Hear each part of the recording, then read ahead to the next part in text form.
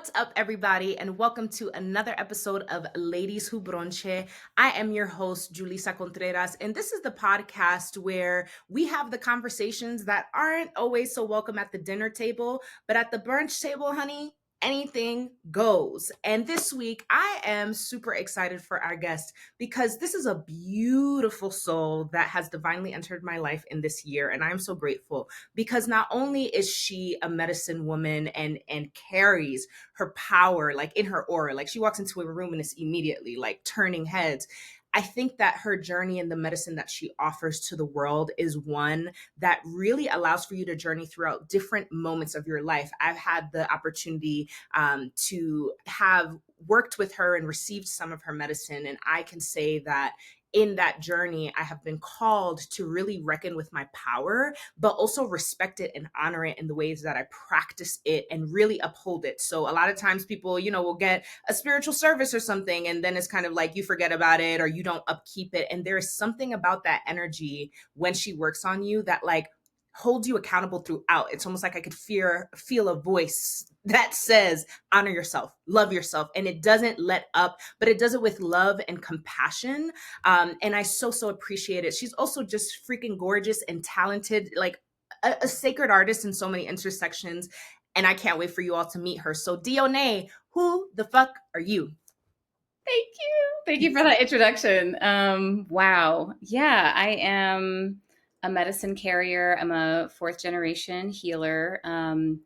My ancestry, or I love to really call on my ancestors or invoke them. On my mom's side, it's Deoné and or Navajo for those who aren't familiar, and Eastern European. And my dad is Black and Creole.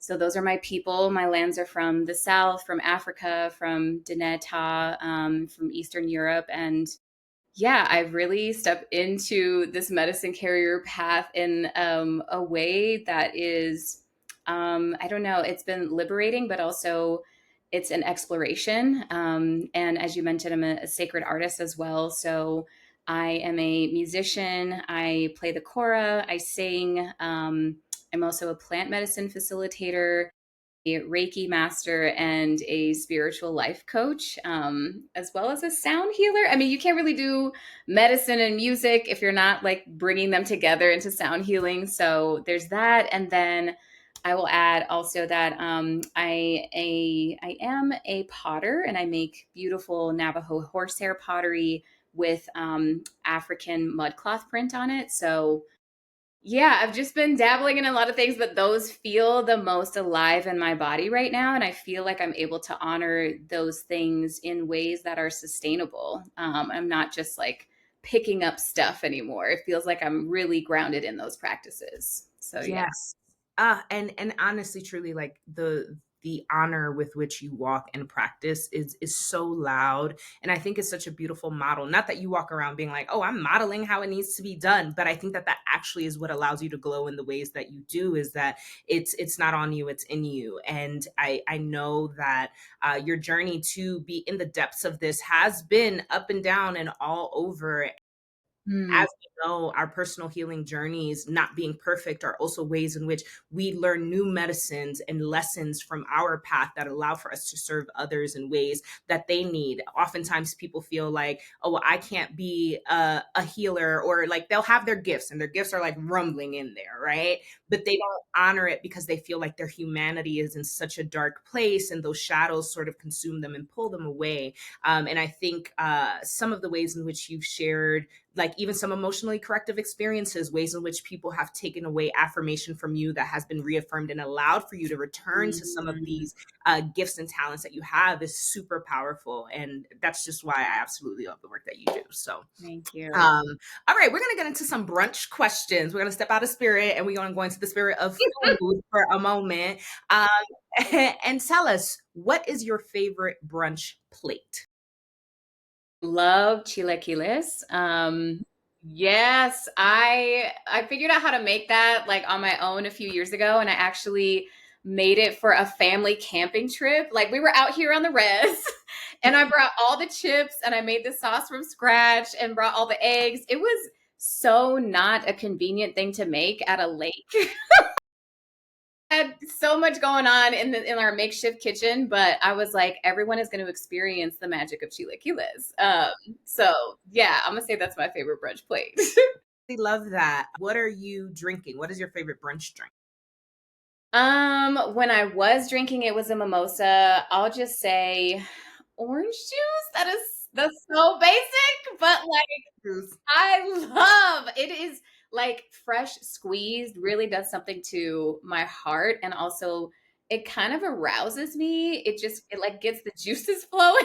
I will go for a fresh squeezed orange juice like any time of the day, even after brushing my teeth Yeah. sometimes. So Yeah, and that's when you know it's good, when you're like, I can't even wait for that like mintiness to pass. So it's just like I have to have this orange juice. yeah. I truly like growing up. I think my evolution of orange juice has been so beautiful because it started like Tropicana was what we were drinking, and then when she got more coin, and being in New York, you have access to so many things. It'd be like, yeah, I'm gonna go to Mm, the fancy place. I'm gonna go to the fancy place and get that fresh squeeze, like 20 ounce on mm, ice. Ooh, I love yeah. it. So that's a great choice. So tell me, what was your experience going out to eat when you were growing up? Yeah, it's funny because I was talking to a friend about American diners, and for some reason, I completely forgot about this place called Earl's in Gallup, New Mexico. So it's like 40 minutes from my house here on the res, and it was my grandmother's favorite place to eat. And you always had these Navajo vendors coming around selling jewelry, selling pottery, selling blankets. Like I mean, Navajo, like Deoné people are artisans. Like every single family has somebody who's like a silversmith or weaves rugs. Like my grandma I grew up watching her weave. This is a woven rug that I got for my from an uncle years ago behind me, and I also picked up weaving last year. So it's like you're never gonna see a home that doesn't have art in it, a Navajo home. And I didn't realize how special that was growing up to go to a diner and have these vendors come around, and you would like always see that same grandma, but she'd have like a new line of earrings coming out, or like it was just so cool to follow the journey of these artisans and see their progression of like starting to introduce their grandkids into their artwork, or like their specialty, like whether it was like beadwork or silversmith work or turquoise. So growing up, that was our favorite place to go, and my mom would order these like this disgusting liver and onions plate. And to this day, when I smell that, it like brings me right into one of those like stuffy plastic rubbery booths at the at Earl's, the diner. And I will remember all of the grandmas and like different Navajo artisans like selling jewelry. And I loved that Earl's never started to regulate any of those artisans. They weren't like, oh, you have to come and you have to have a permit if you're going to sell here. Like that never happened. It's a family owned restaurant, and that was my favorite experience of going out to eat as a kid. And my great grandmother never drove. So it was always like, we all need to go to take her. And we didn't want to deny her that beautiful experience. So it was kind of like a once a week outing where we would go to the flea market and then head over to Earl's for lunch. And it was like, we were there for a few hours. Yeah. What was Yeah. did you have like a go-to dish at Earl's that you would eat all the time? A Navajo taco. So it's basically like an open face taco with fry bread underneath, and then you have all the taco stuff on top. There's a lot of like Tex-Mex fusion stuff here on the res. There's a lot of like, yeah, Mexican food influence with our food, like tortillas. Also, like we make corn tortillas and also wheat tortillas, but fry bread is a wheat tortilla, like fried, deep fried. I love some fry bread. Like honestly, like I had it once. I forget exactly where, but being out here in Colorado, it's something that you can find. They actually even opened a restaurant in the airport recently that is a native like cuisine restaurant. I was like, oh, awesome, because now when I fly out, that's where I'm gonna go. Because Right. I don't want KFC, I don't want McDonald's or Panda Express. Right. So, Yeah, exactly. so I'm very excited to have more of that. So, what is your favorite chatter to have over a meal? What is your favorite brunch bochinche? It really varies. I feel like I've got friends from so many different walks of life, but I feel like a lot of times, or more recently, as you know, we've stepped into this residency at Kripalu, I'm thinking of the conversations that we've had and how aligned it feels to just be talking about like planetary transits and like what chapter you just closed on a soul level, or just really, really weird esoteric shit, I guess. And yeah, I think more often it's been like me realizing how much I light up about that stuff because it's so alive in me and moving through me. And it's like, oh, my ancestors just told me to do this morning. And then lo and behold, I went and did the thing. And they already were like, yeah, we told you. I don't know. It's yeah. I think that's been more relevant for me and alive and excites me and lights me up is like also talking about things that have happened with clients, like energy healing sessions or things that have come up for me while I'm holding space for someone else, and then realizing, oh, this is a breadcrumb for this other thing that I need to do. And yeah, like beautiful synchronicities. And I think ancestral work or ancestral messages light me up the most as someone who is an ancestral like medium and experiences ancestors of other people who talk to me in different sessions.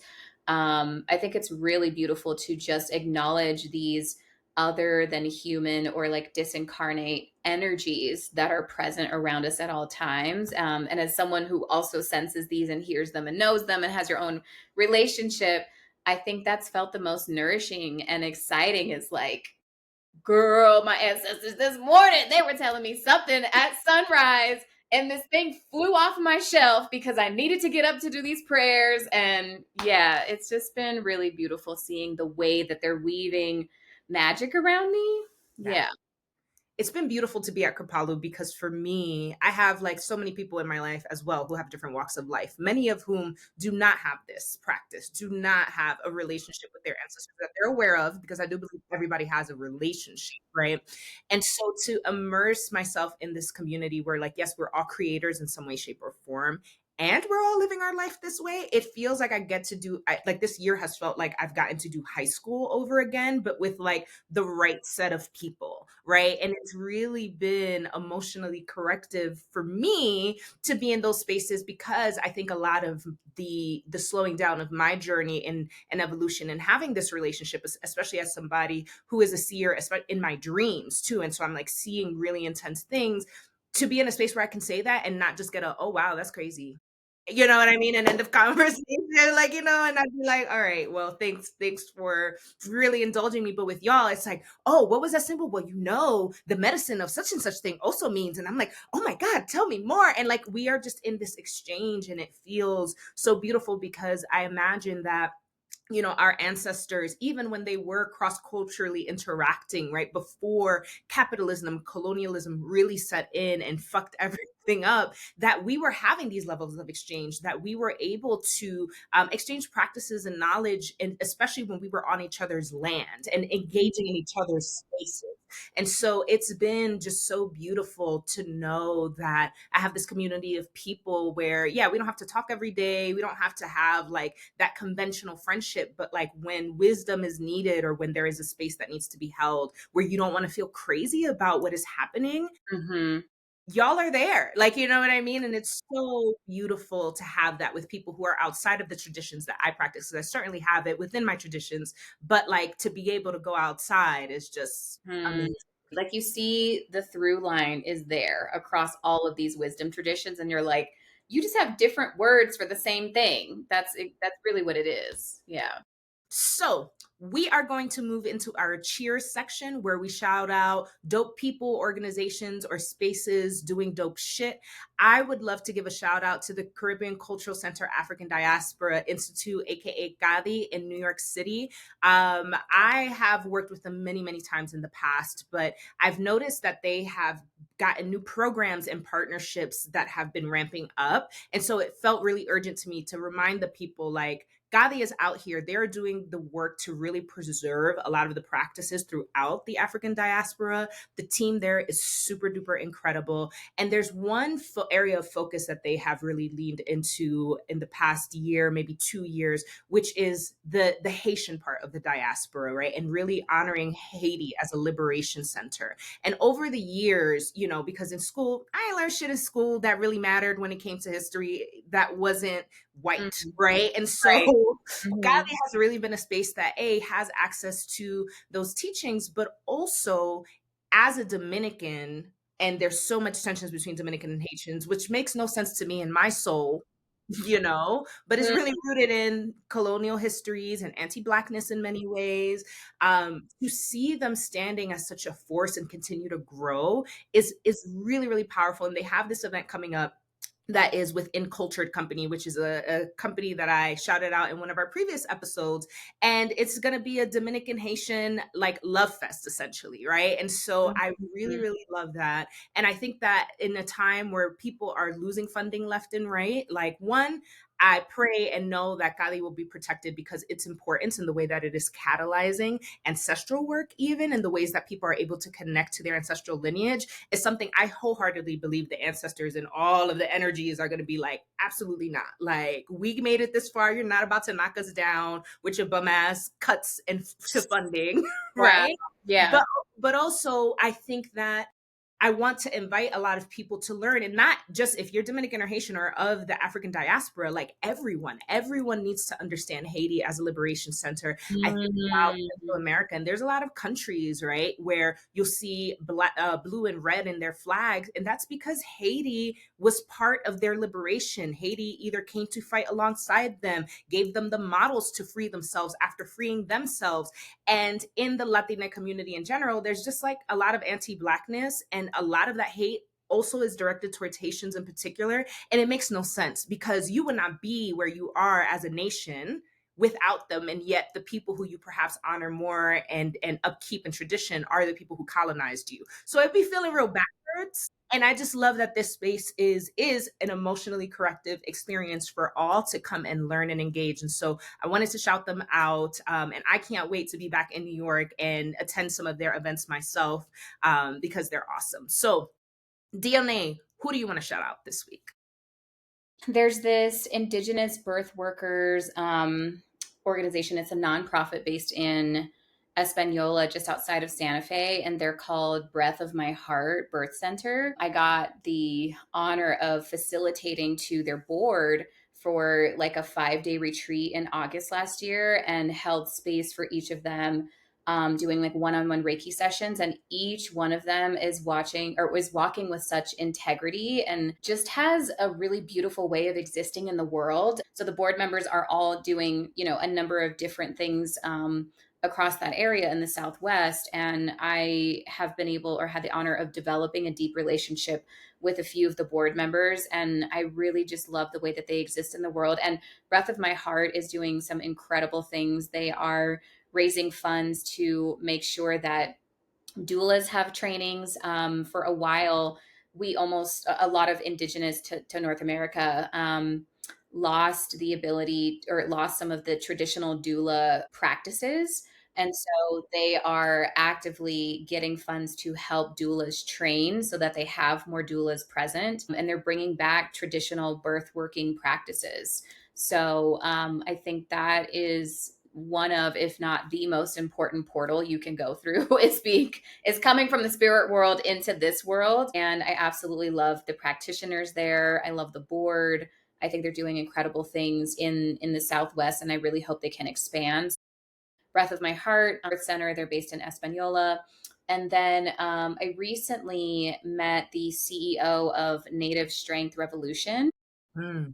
She's also a Pueblo woman out here doing it. And I had this beautiful conversation with her just about the ways that we can bring yoga, breath work, executive coaching, like mindfulness, and ways of being in leadership positions that allow us to expand and kind of break through generational trauma that we have experienced that's so prevalent in our communities. So, Native Strength Revolution is empowering Indigenous people in different communities with yoga teacher training. So I feel like yoga is kind of like the gateway drug to mindfulness, to, self responsibility, all the things that allow you to just be more aware of how you're moving in the world. And that's kind of how I approached yoga in my own community here, was like, okay, even if I know that I'm not meant to just do yoga here in my community, it will be the gateway drug to open up other ways of being and expand people's minds, because it's such a spiritual experience or practice. There's no way you could start doing yoga without like really questioning how you're moving in the world. And so I think Kate is doing amazing work. I love that she is doing yoga teacher trainings. There are scholarships that are available for Indigenous tribal members. They have a number of different members from different tribes all over the states. And so they are going to conferences, advertising, showing people that they can get yoga teacher training and it be funded. And it's run and owned by an Indigenous woman.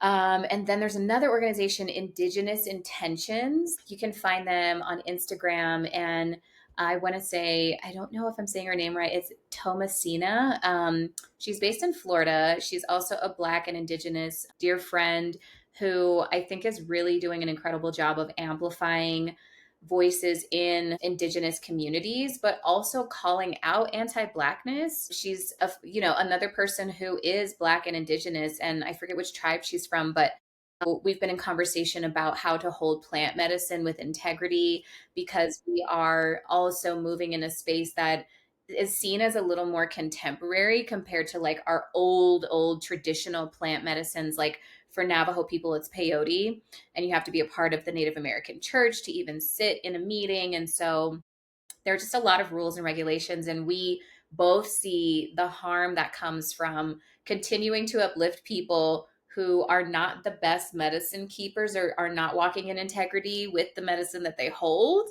And so, yeah, we're going to be just having these conversations on a platform, and really teaching people how to walk in integrity as new medicine keepers, even if you're not traditionally connected to the ancient lineage of whatever medicine might be in your family's lineage, like indigenous to your bloodline.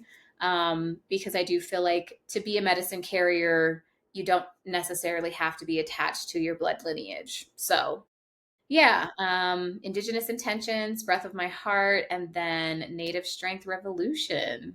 Yeah. Love that. Thank you for putting us on, because I knew none of these organizations and they're doing incredible work.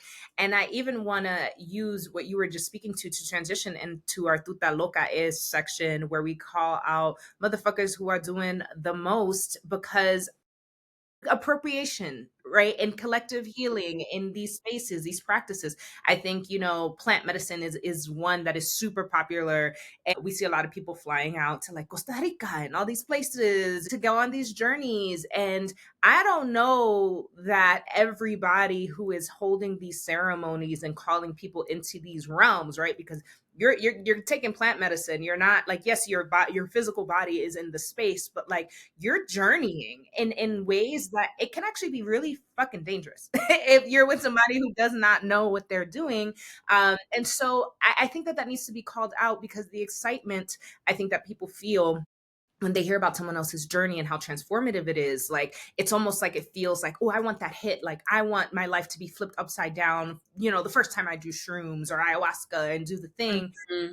And you really have to, you have to be careful what you wish for, right? And this is me speaking to people who want to receive these things. And I'm totally Mm-hmm. gonna get into the people who are holding the space. But like, you really want to ask yourself, you sure you know what you asking for? This is not, you're not popping a molly and having a lit, like it's not always that way. And I can tell you that sometimes you go into these plant medicines, and I think shroom especially is a super popular one that is used sometimes as like a party drug. Sure, she might give you a nice gentle like trip the first time, and it might be beautiful and amazing. And then if you got shit that needs to come up, she's gonna show you. Los niños de la medicina, like they're gonna come up and they're gonna be like, hey, we gotta journey you in a certain way. And then what do you do if you out here in the middle of, Central America somewhere with this white man who don't know left from right, journeying, and then who knows what shit is coming out of his energy and his aura, that is then you gotta interact, and now you in a whole epic battle. Yes, right. So, I say all that to say, I'm curious, what are some of the problematic uses of practices that you've seen? And you pointed to some with plant medicine, but what other problematic uses have you witnessed? I think some of the things that are like the biggest red flags for me, or I think like the most problematic things I've seen, or at least like the ones that have bigger consequences, is not properly opening and closing containers when you decide, hey, I'm going to take this thing, right? It's like, whether or not you choose to acknowledge that plant as sentient, as a disincarnate being, it is that's just the fact of it. And so I think I've seen too many people treat medicines as objects, as not animate and as not having a spirit. And so when you do that, it is a type of abuse. It is objectifying something that does have a spirit and an energy. And so when you are taking something and decide, oh, I want to have a good time, you need to properly open up the container that you're opening up a portal. You're opening up your subtle bodies, your physical bodies, to different energies around you that may or may not have your best interest in mind. And so I think that's one of the biggest issues I see, is like people, one, treating medicine like a substance that doesn't have a spirit when it comes to plant medicine that is organically grown. And even things like LSD, right? That's chemically created, but you're also opening up your body to receive and interact with things that are not in your realm of consciousness in your waking experience. And so, yeah, it's treating plant medicines like objects, and then not properly opening or closing containers once you have started a journey and decided that it's over now, I'm not feeling anything, I've come down. And then I also think that people are in these experiences not considering the environment that they're in. Because, yeah, you can say, I'm just going to have this little bit of whatever in a public place. Now that journey is not just yours.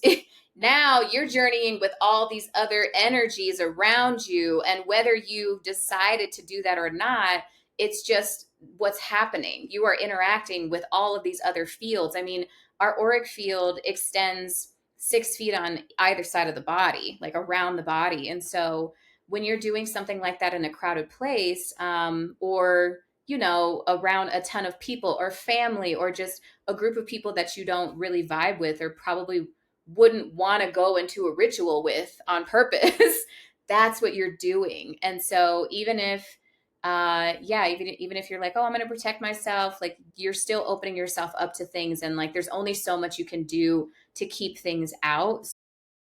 Setting the people that you're around, and then really treating medicine like a spirit, like honoring what this medicine, the messages this medicine has for you. Yeah, I feel like those are the biggest things. I've witnessed, experienced, and seen all of what you're talking about. And then I have also experienced moments where it's been done correctly, right? The people who position themselves as the like facilitators, will say, right? Oftentimes we don't think about integrity checking them. And it's not always about, oh, is this person like ethnically or racially tied to this medicine? To your point of what you were saying earlier, there are ways that people can be connected to these medicines, but then there are ways that people really just go in with that intention of, I'm going to have a money grab, or they had an experience and it was led by their ego. And so they walk around with their chest puffed up about what they know and what they have been called to do. And I wonder who called them. I Right. wonder Yes. who told According to them, who you've been called.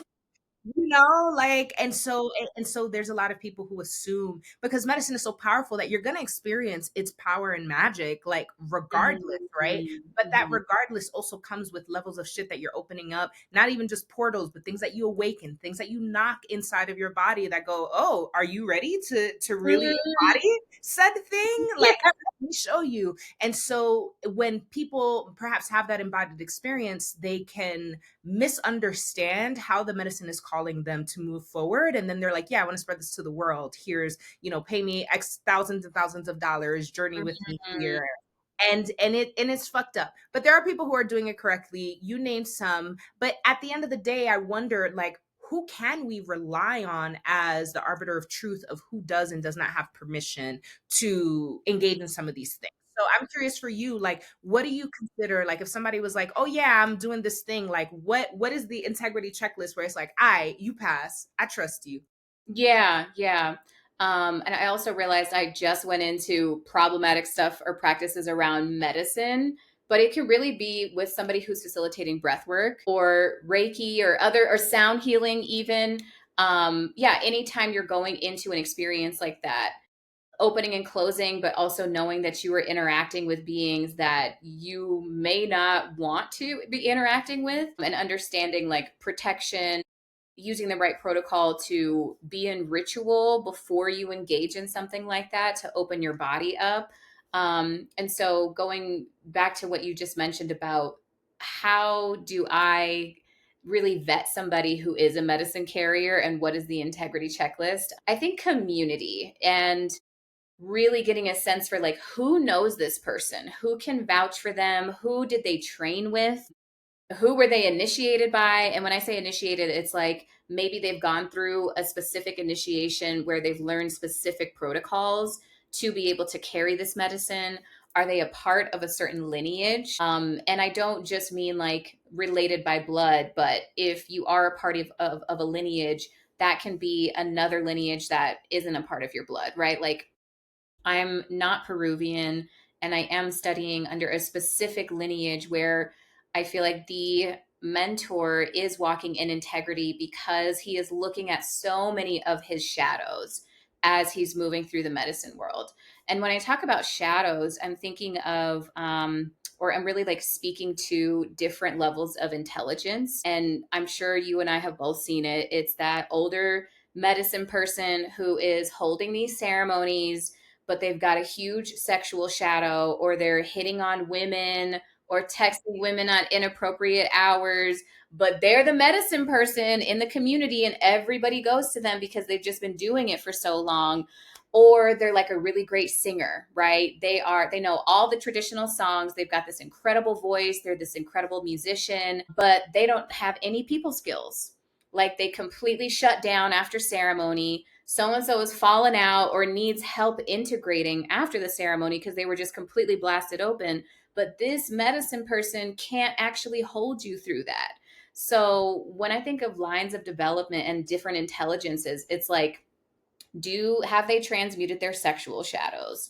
Do they have the ability to hold people in community? Are they also a medicine keeper who understands the songs of that lineage or whatever transmission needs to come through? Sometimes that's musically, sometimes that's through prayer, but there's usually like some kind of energetic transmission that you're holding for a specific practice. And yeah, do they have like financial shadows? Like, have they stolen money? Are they using money in a way that is honoring the energy of money, honoring the currency that they're, or the current that they're living in when they're interacting with others and receiving transactions for what they're offering? Are they exploiting anyone or anything in their community and not actually living in reciprocity with the medicine that they're carrying or the land that they're living on? There's also like a land relationship. Do they have relationship? Are they tied to land? Are they stewards of land? I mean, there's like a whole wheel that I look at when I'm like, okay, what are these, like, what are the shadows that have been expressed in different ways? Whether that's like my one-on-one interaction with them, if I feel like they are performing in a certain way or feel like they have to convince me of something, like they're able to really hold me through something. Anyone who's pushing, it's like, well, maybe they haven't worked through a certain shadow of like worthiness, or they're still carrying a big piece of their ego into the facilitation process. Anyone who's trying to convince me of anything, I'm like, oh, so your medicine, your energy doesn't speak for itself, you know? And I also want to know who taught them. Like, can somebody vouch for you? Do you have a teacher? Because being initiated by the ancestors and the land, that's not enough for me. Yeah, because people be out here lying. Sometimes they're lying to themselves. And so they don't even realize they're lying to you about what they're inviting you into. And I think, like, for me, the big thing is as somebody who wants to receive, right? I'm like, I need to ask my ancestors permission. Do I have permission to work with this person? Like, do you think that that is okay? I might not get every answer. I might not be like, well, why and how and who, what, where? Because sometimes my ancestors be like, you ask too much fucking questions, Julissa. Mhm. We said yes and we said no. Let the rest unravel and experience it in real time, right? But in those moments, you know, like, and I love the phrase rejection is protection, because it's true. Sometimes you start to convince yourself to not see some of these very obvious red flags because you want to have this experience so bad that you like tuck things under the rug, and it's not safe. It's not safe to do that just because you were not like, there was one time years ago where I was like, oh, I really want to go on a plant medicine journey with this healer who I really loved and respected, and like, nothing wrong. And even to this day, I can't point to, oh yeah, this would have been problematic, but for all I know, it had nothing to do with them, and it had something to do with me and my readiness and whether or not I should have been in that space. Which is to say, even if the person does check out, I still like to have the practice of asking my ancestors, is this the place where my journey takes this turn into this thing? Yes or no? Uh, yeah, because when it's time, the divine timing knows when and Mhm. how and where, and it'll come to you. So yeah, my word of advice to people is like, chill out, like, let it be your time when it's your time, because there's a lot of Mhm. trickster energy out here that will eat you the fuck alive. And then the undoing of all of that is a lot. And then when you out here and you're like, I have to do what Reiki clean, I have to do what ritual, I have to do what echo, Mhm. and it's like, yeah, that is the cost. That is the Right. cost. And really pay attention to how hard it is for you to get into certain places. Like if you're like, "Oh, I wanted to do this thing with this healer," and all of a sudden, things are happening that are like preventing you from going. That is protecting you. And a lot of us are not paying attention to the ancestors saying no, bold face, like no. We're like, "Well, maybe this is challenging because I'm supposed to push through it." No, that's not. That's the biggest trick in the book. Like anything, like resist, like anything that is showing too much resistance and force that is not of light and flow is something to consider and question. Which is not to say like, oh man, like, unraveling from a bad habit is hard. I'm not supposed to be going through it like this. Let me go back to smoking my shit or like whatever. Right. There's a difference, and you can feel the difference of that flow, right? And so I think that this is a lovely way to segue into our plate of the day, which is like generational trauma and collective unburdening for Black, brown bodies, BIPOC individuals, because the technology and access to knowledge has really done a service to us, because I know for sure, like, I grew up in a 7-day Adventist household.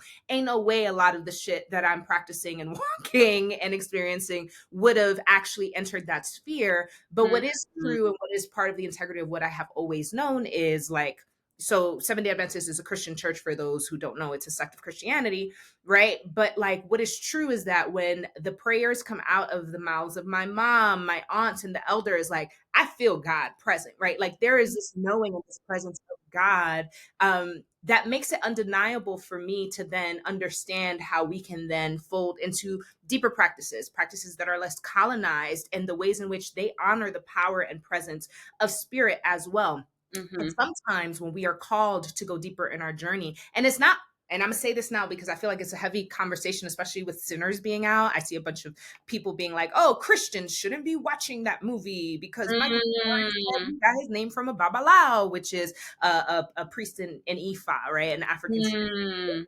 Right. And so people are like having these conversations, and it's like, hold on. First of all, right? Because God is God, and spirit moves people in the ways that it is meant to. And this dictation of like what is or isn't right is really holding people back from having a more embodied and immersed experience. So if you do want to stay within a specific window of things, then ask not like, oh, what are the rules and regulation that man has created? Ask, what is my deep connection, and what am I experiencing in my body and in the flow and in the signs and in the ways that I'm experiencing shifts in my life?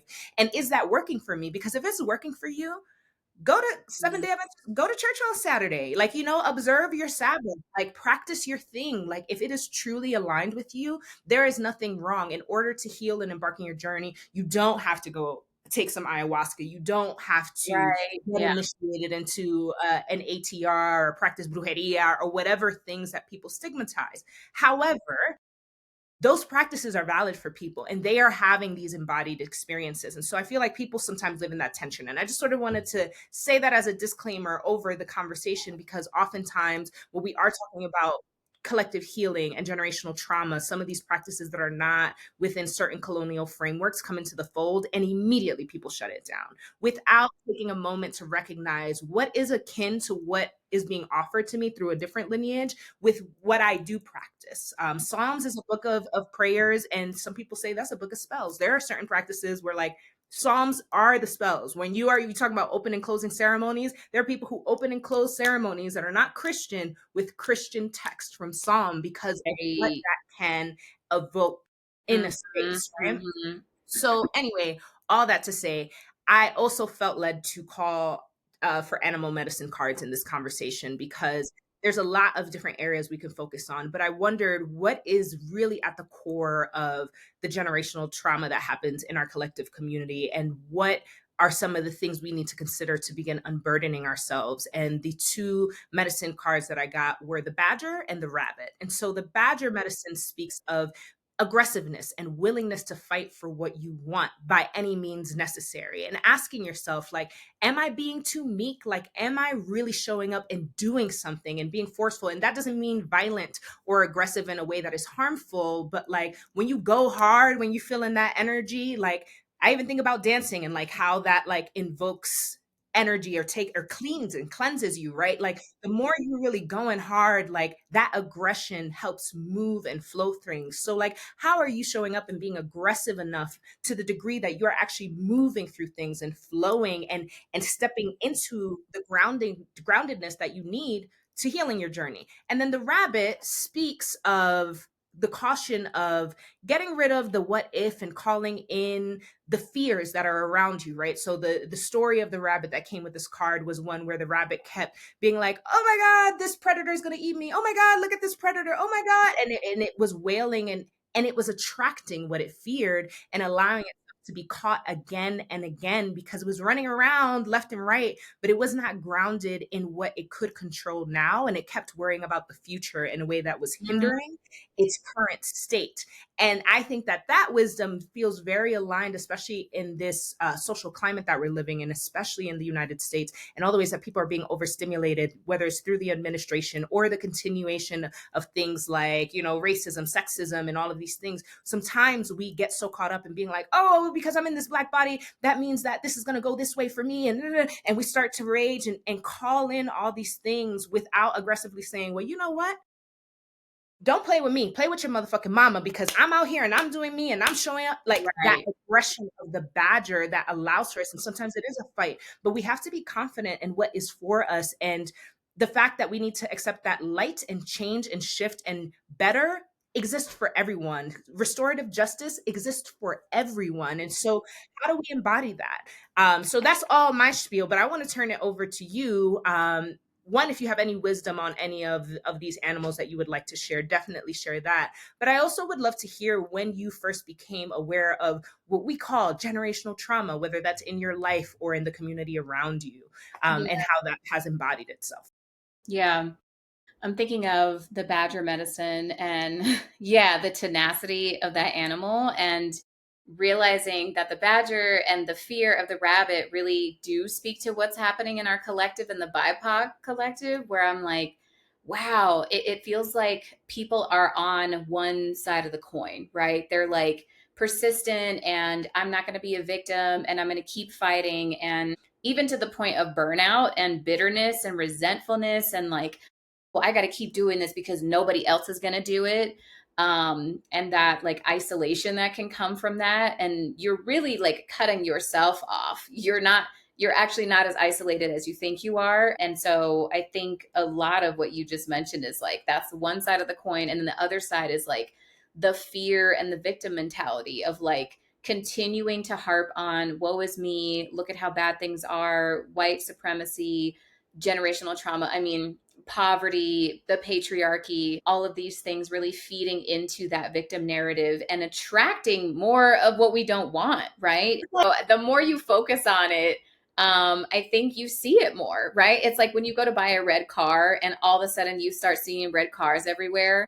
It's like I feel like that is so present for the other people in our collective who maybe are not, don't have enough of that willpower to keep fighting. Then they're in the victim narrative of just like everything is so hard and wow, I'm just going to keep focusing on this because it also helps with an identity complex that people have.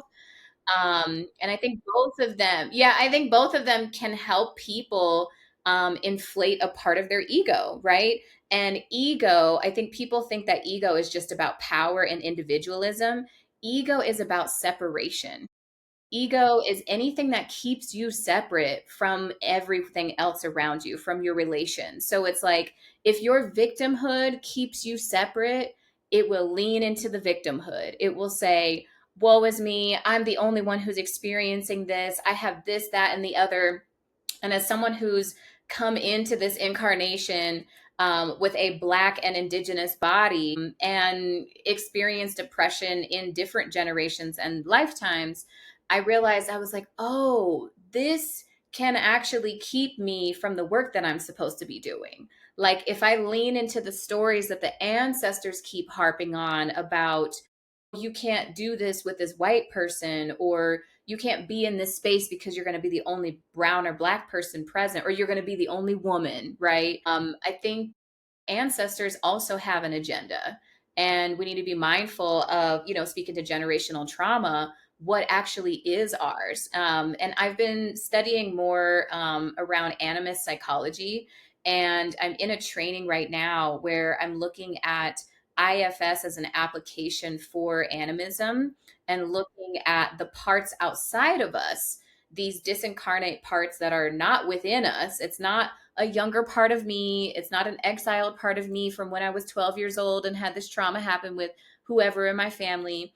It's parts of me that extend beyond me, that are not a part of my body or not a part of my subtle bodies or my soul, but they also have these agendas and they're like weaving in and out of us, right? I mean, for Navajo people, we speak of being in right relationship, but with all of your relations. And all your relations are like the land that holds you, plant and animal spirits, and other entities that are constantly weaving through your energetic field and influencing you. And when we're not working with well ancestors or being intentional about calling the ones that have the agenda of love and unity and harmony on their souls, we can be influenced by the ones who are inflating the ego. And the ego is here to keep us separate from everyone else. It's here to say, give us the badger energy and say, I'm the only one who's going to do this. I got to keep going. I'm doing it by myself. If I don't do it, nobody else will. Or the, oh, I'm just too tired to do it. Like, why isn't anybody helping me? Why do I have to keep dealing with the generational oppression? I have to wake up to it. I have to go to bed to it, you know? And I think for me, when I started to realize that these stories were not serving me, I mean, they were in a way, right? I think that's what people misunderstand, is that these stories do help us to a certain degree.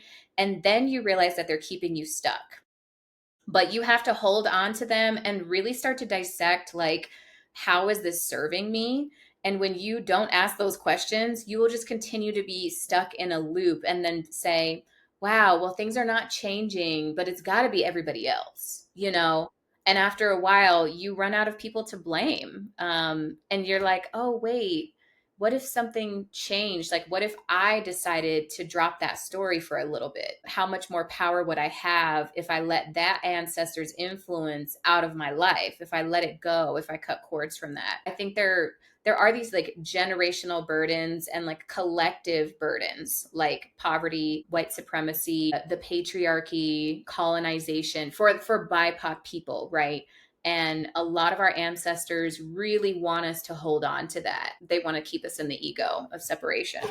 I think about African ancestors in my lineage, and like, understandable, like there's rage, like what has happened to that, what happened to them, and let alone how it has continued to happen to us in this lifetime is, sure, like, absolutely, it's fucked up. It's not to say that the separation from the ego of it is dishonoring that it is something that is fucked up and is causing harm. And it doesn't mean that you should be completely silent about it. It doesn't mean that you can't have an opinion or a thought around the thing. It's about Mhm. how you carry it. It's about how you allow for it to either push you forward or limit you in a moment, which is why I think for me, a lot of what unburdening means, and I'd be interested what for you the word unburdening means in the context of this conversation, is allow the truth to be the truth, but also allow your truth to coexist. It is true that people who walk and live in my body are under attack. It is true that there are wars and destructions and genocides and things that are happening in the world. It is also true that I have come back into this life and that there are things, and I dare say personal missions that I'm on, that I am called to stay on the path on. And sometimes that might look like intersecting and creating, and especially for me as a writer, somebody who really brings story to life, maybe I am shedding light on some of these things through story, but in a way that is honorable, in a way that is aligned, and also can serve as medicine. Even rage release is medicine. That's not to say, oh Mhm. yeah, and don't be angry at the world, love everybody. It's like, yes, love everybody, but first you got to learn how to love yourself, right? That's the first Mhm. unburdening I think that everyone has to go to. You want to talk about initiation? Initiate yourself into self love. That I think is the biggest and hardest one, and I think it's the one that I have initiated through. And even in being initiated through self-love, have moments where my self-love has grown so big that I catch myself in moments where I'm like, "Oh, I don't got the coin for that," or "I don't have the money." Money was super big for me, especially in a time when I went from working at the super big company. I was making six figures for the first time in my life. It was just kind of like, "Oh, wow, I'm blessed. I'm blessed. I'm blessed." Then Mhm. everything crashed because it wasn't an honorable space, right? And then I continued to endeavor and walk and work with people in that space. And while the intention of what wanted to be created felt honorable, the space was not an honorable space. And so that crashed too.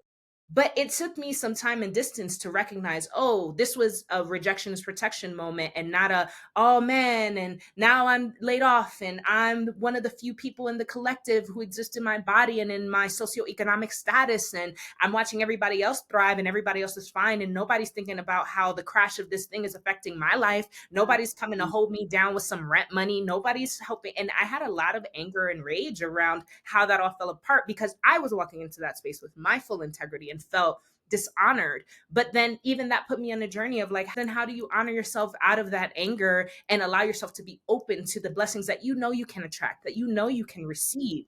And even starting the podcast back up is part of that journey of like, yeah, girl, you got community, you have conversations that you want to archive.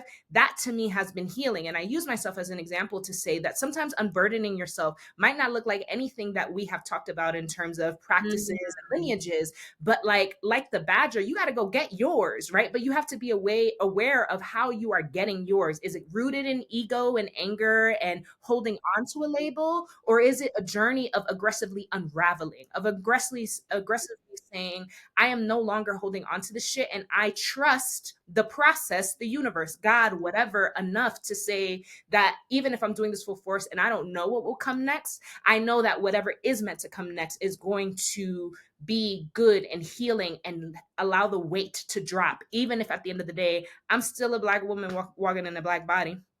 Right, right. Yes. And all the things are still true. And Mhm. people still hate me. And people still, but Mm. so what? But how am I feeling? So, yeah, what does unburdening mean to you in the context of healing? Yeah. Oh, there were so many good gems. I think for me, it's really been a slow process of remembering my wholeness. And when I say that, I think of like the question I would ask around like, who am I without the story of suffering? And if I allow myself to sit with that truth of like my body right now, whether dysregulated or not, like I can actually rely on the entities, the spirits, the beings, the plants, the animals, and relatives around me that are always holding me. Like I wouldn't actually be here without any of that support. And so I think unburdening is like realizing that I am whole and I'm just getting back to that truth. I'm not sitting here like patching things up.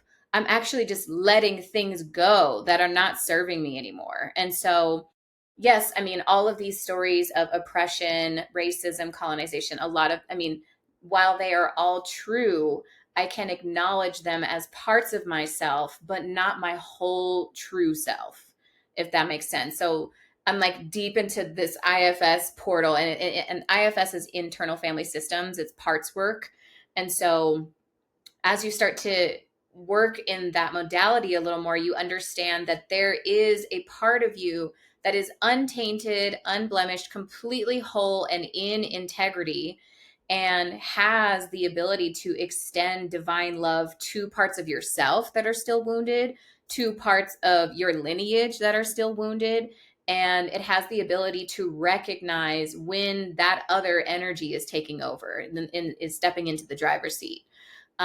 So for me, it's been a realization that like, if I can come back to brief moments where I have felt whole, that is a remembering of that essence that is completely accessible and is within all of us. We are simply remembering it. We're not building it from scratch. It's always been there. And we're not having to work as hard as we thought we were to heal. It's literally undoing stories of things that are not serving anymore, like allowing us to forget our wholeness. So I think that's been the biggest thing for me, is like, what would I be if I could remember that truth first, if if that was my first memory, as opposed to the conditioning that we have. Yeah. Yeah, I love that. And I think storytelling, like all of this is storytelling, whether it's like through expression or just through the stories that we tell ourselves.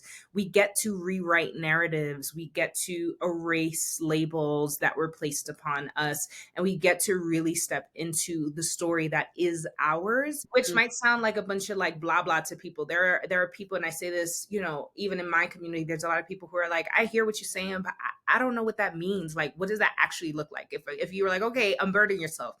All right. So what that look like? What do I do? Right. So I'm curious for you, what advice might you have for somebody who is beginning their journey of unraveling and allowing the purity of what they already are to be seen as they release those layers? Like, is there any like specific technique or work that you would say, hey, start here? I, for example, would say, like, for some people, prayer, right? And not even prayer in just the traditional like Catholic prayer sense, but like speak having a conversation with the divine and opening yourself up and feeling what it feels like when that energy enters, because sometimes people are even just unfamiliar with what it feels like to be in the presence of an energy that is meant to be here to help you Mhm. push Mhm. forward and release. And so Right. sometimes I'm like, yeah, pray or meditate, right? And begin there. But even that is hard for some folks. So I'm Yeah. curious, what are some practices or basic things that you can recommend to us? Yeah. I think breath work has been the single most transformative and useful, like practical and spiritual tool that each one of us has access to. And even like from a traditional perspective, for the Deoné, for Navajo, the word for breath and spirit is nilch'e, which means the same thing. Breath in your body and spirit is the same thing. And so, back in like one of our traditional creation stories, there's a moment where Nilche, the wind, comes into these two ears of corn, which are the first man and first woman, and basically fills them with life force. And even from traditional yoga practice, or the Vedas, the breath is your access to prana, which is life force. And I know that these are not the only traditions around the world that like talk about the importance of the breath, but it is you tapping into what is already coursing through you and realizing that you have access to regulate it, to increase it, to harness it, to get in touch with what it feels like. You have access to do that at any time through breathwork techniques. And you don't even have to go in through a deep shamanic breathwork practice, even though those are incredibly transformative. And you're accessing parts of the brain that would normally be tapped or like turned on during a shamanic plant medicine experience. You have access to that same portal through the breath. And I really just don't understand why society, like so many different cultures, they're not emphasizing it enough. Like this should be taught in schools. This should be taught at hospitals. It is one of the most basic human functions. It's happening all the time while we're talking, while we're doing anything. And we have the ability to regulate it, to release pain, to detach from entities. It gives you the ability to connect with the true essence of your spirit so that you can understand what it feels like to be in a regulated state. And then when you go into another space, you're like, oh wait, that's not mine. But because we're so dysregulated, we don't even know what it feels like to be centered. So we're scared that we're going to be opened up to all kind of stuff because we probably already are opened up to things happening in us and through us and around us all the time because we don't have access to the breath. And like, just from a yogic perspective, if you think about the way or how dysregulated most people are, we're breathing from like this top part of the lungs most of the time, and we're hunched over. We're not even expanding the lungs all the way, and it's creating so much anxiety. And for yogis, they believe that smaller animals have a shorter breathing pattern, and that is basically directly correlated to their lifespan. So if you see dogs, they're like panting Mhm. really quickly and they've got a lot of anxiety, but they're also like basically expending the breath. So you're given a certain number of breaths in a lifetime. And through like different yoga or wisdom traditions, they work on slowing down the breath to elongate your lifespan. So when you actually harness that prana, you have the ability to change your life in such profound ways because it's the current running through your body. When you increase that current, it gives you the capacity to increase what you can hold. You have more capacity, you have more bandwidth to hold more. It increases your resilience for all the bullshit that we're still fighting. You know what I mean? It's like you have the ability to understand what's actually yours and what is not yours. Yes, you could do a crazy plant medicine ceremony with the grandmother, but you could also just take 15 minutes out of your day and get regulated again.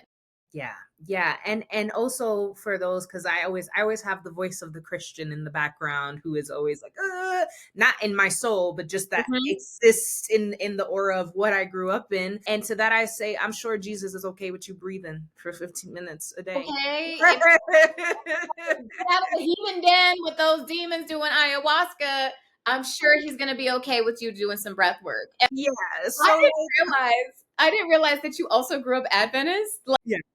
when did that happen? Like, we never even talked about that. I can't even believe that. Yeah. Okay. How we found ourselves here, really only God knows. Deoné, thank you so much for imparting this wisdom on everyone. Again, just remember to breathe. Like, I feel like that is so basic. I feel like even therapists talk about that. Like, remove spirit for a moment, and like people encourage us to breathe for a reason. So like start there.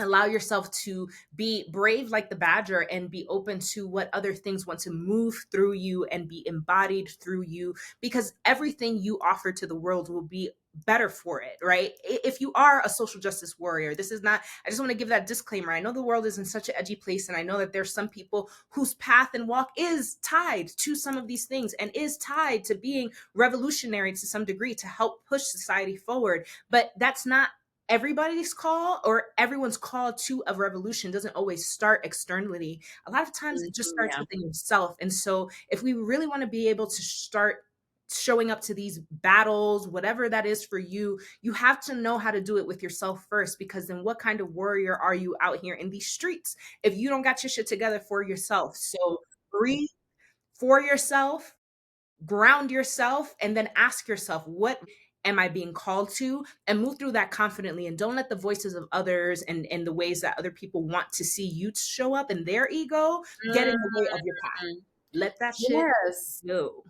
Yeah. And one thing that I always think of is like the most powerful person in the room is the one with the most regulated nervous system. Yes. Like, I know that these social justice warriors want to show up and, bring their torches and pitchforks. And while that kind of power is needed, right? Like power through force, um, we also need diplomatic people who can make decisions in a level-headed way and understand like how many different things are at play in this conversation, because I will automatically be disregarded as having anything worthwhile to say if I fly off the handle and I'm like name calling people, backbiting, doing all the craziness, like ratchet stuff that we've all experienced in different community spaces. Like those people become invalidated. They're no longer safe. They're no longer seen as someone that other people can rely on or can safely navigate situations. So yeah, there's so much power in regulation.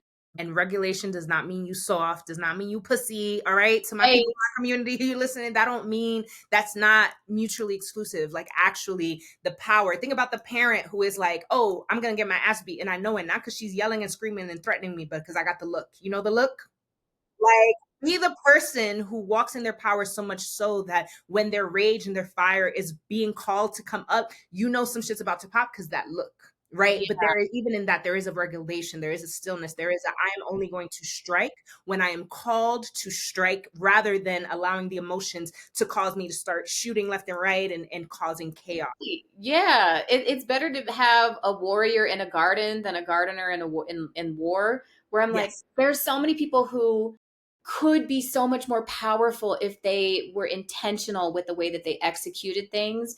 And instead, people are looking at you like you're not reliable. You're a loose cannon because you're just not regulated, and you have so much power and so much to give, and your gifts are there, and you're eloquent, and you really have the ability to convince people of various things. Like I have so many powerful, eloquent people in my family who I can't rely on because they're too volatile. You know what I mean? Like, and I know we've all seen that and know that we have really powerful medicine keepers and advocates and activists in our families, but they're not reliable. We can't ask them to do a lot of stuff.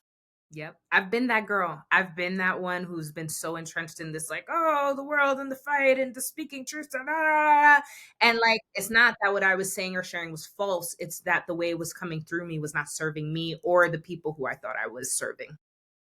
Yes. So I say that from experience, motherfuckers. So take it or leave it. That's the advice. Yeah, right. That's that on that. That Deoné, thank you so much for joining us today. Tell us, where can we find you, follow your work, and continue supporting you? Yeah, so my Instagram handle is okdeone. That's OKDEONE. And then my website is Get Deone. Yeah, I'm like figuring out what I'm gonna do with that. And I'll be between here, the Navajo Nation. I teach locally yoga classes, and I'm also doing like in-person Reiki, but I'll be between here and the Hudson Valley in the New York area. Yeah, I'm very excited. So I'm really excited for you, and your journey again has been such a beautiful thing to watch, even in this short time that I've known you. But I feel like I've known you for like centuries somehow. mhm, And mhm. I'm so grateful for your wisdom and offerings. All right, y'all, you can find me at Ladies Who Bronche and at Julissa across social platforms. Thank you so much for tuning in today and getting this good medicine. And until next time, Bronche.